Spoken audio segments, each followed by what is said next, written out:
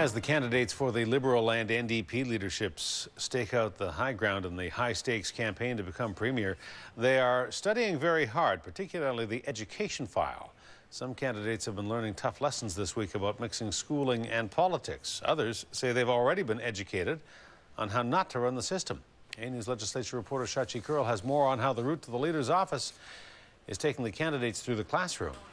I want to have the opportunity for teachers to be recognized as master teachers. In other words, merit pay, an educational experiment that sees teachers get extra if their students get better grades. New York Mayor Michael Bloomberg loved the idea. So does Liberal leadership hopeful Kevin Falcon.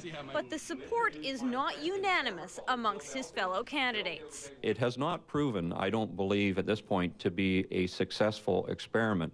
And sure enough, this week, New York suspended its teacher bonus program. Turns out not enough schools were able to improve performance, even with the cash incentive. Falcon was unavailable for comment today, but his stance is still earning the I told you so's of political rivals.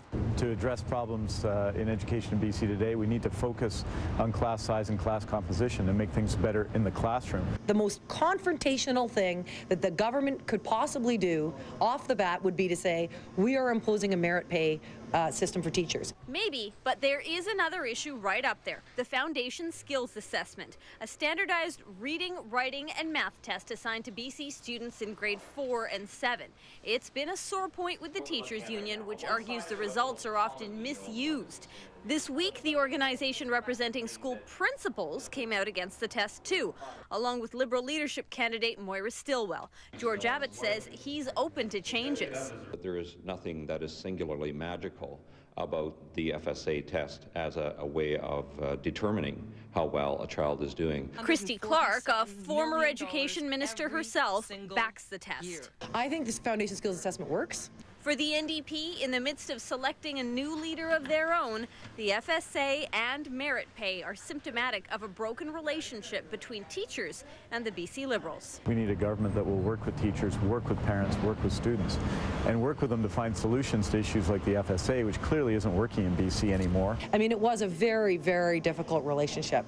One of the things that I've learned since then, I mean, remember, we all changed too, right? And I've been out of government for 5 years, and I have felt as disaffected as a citizen as many other people have. Ultimately, it's up to voters to decide who scores an A and who gets schooled at the ballot box.